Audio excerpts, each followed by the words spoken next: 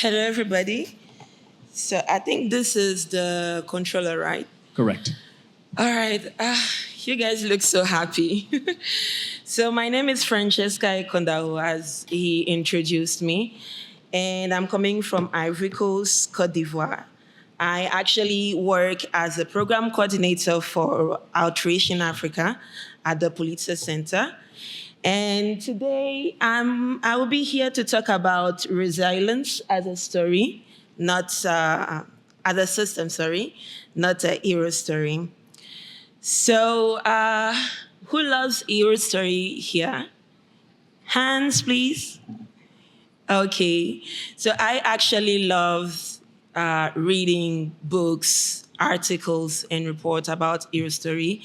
It's easy to connect, it's easy to remember.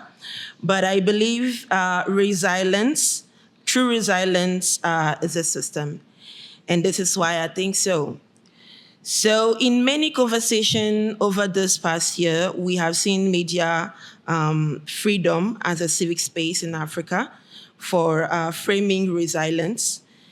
But when a journalist published despite threats, when a young leader organized despite restriction, these actors matters, but when we reduce resilience to only one person, single actions, I think it cannot sustain change. So resilience depends on a single person's strength. That system becomes fragile. True resilience is built when structured partnership, institutions, and ecosystem build the work together.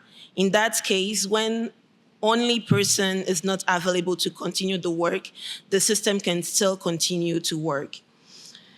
This is the work we are trying to do at the Pulitzer Center.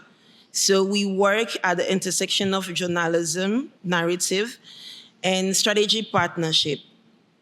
We support investigative journalists that are not represented in normal media. Those are from climate to governance to human rights. But the story does not end at the publication. So when a report is made public, is available to the public, then another way of media engagement comes in. It becomes influential when we move reporting to media classroom, to discussions, to radio, to community groups. So we work with civic society organizations to inform public dialogue and strengthen evidence-based discussion. In my role as a Africa Outreach, I've worked with CSOs, youth leaders, media outlets, but also community organization. So we ensure that reporting does not remain only static, it becomes catalytic. We sometimes ask us, like, how can we make a story more engaging? How can we, from the case that we identify, raise engagement and move to positive change? So from that end, I would like to share something, a small example that we had last year. We partner with an organization in Ethiopia called Amara Region Media and Art Charitable Association. To say short, they call themselves Amarka. Their work was to work and based on the Pulitzer Center supported investigated story called Who Owns the Nile? Ethiopia War Against Itself, written by Miss Ayn Noman. During that project, they explored tension surrounding the Grand Ethiopian Resistance, and then they had a very structured way that I'll be sharing. They did it into three steps. The first one was to create an expert-led hybrid webinar. This hybrid was divided into four main sessions, And each of the sessions were actually based on the story that we published. So as for results coming out for those discussion, over 200 participants joined, and more than 90% reported that after those sessions, they were able to understand how hydropower and political, social discussion are aligned, and what actually they can bring as young leaders, as community leaders to the table.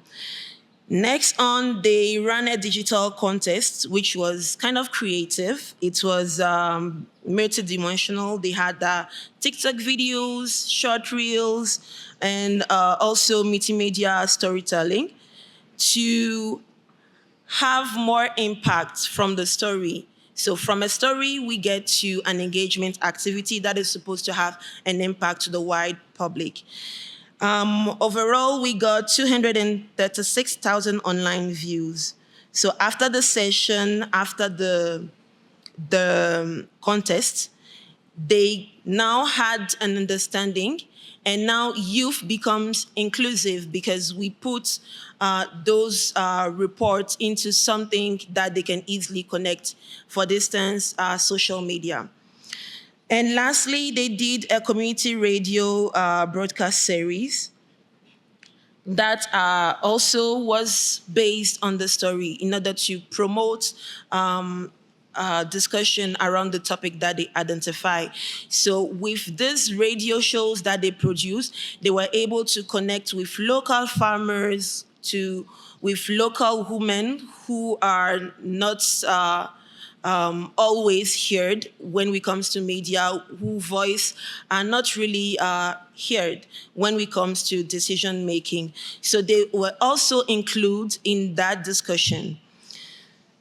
For example, we had a teacher who said, and I quote, "What lights our hearts more is hearing that we can talk about it openly, peacefully, with others who also depends on the river." So they were able to connect, they were able to produce change, and at the end, youth was strengthened. They find knowledge in climate literacy. Their storytelling were able to touch public. They were able to communicate their intention, and also talk about a local issue that they find it's really important to their community. So now that we are here, we made finally to this session, and I would like to just share this kind of initiative that we are able to do, and also remind you, as you are from different media, sector, that to make media not only a hero story, we should find a system that would also implies working together for a good, working together for the cause that we are identifying in our reports, in our articles.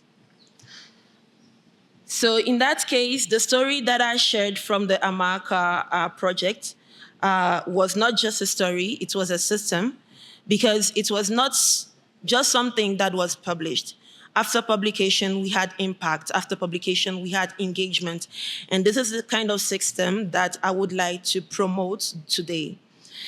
As I'm closing this talk, I would like to ask you to briefly think about what you can do. Think about journalism as a supported institution, not only something that is individual, something that can not only impact youth, something that can also impact the wider community, something that can also recreate the narrative and make it more inclusive for everyone. So as we gather here at the African Medias Festival, I would also invite you to have individual reflections on what kind of ecosystem do you think you can build? What kind of stories, and how do you think about amplifying those stories? So thank you very much, and I hope that you had the opportunity to come through.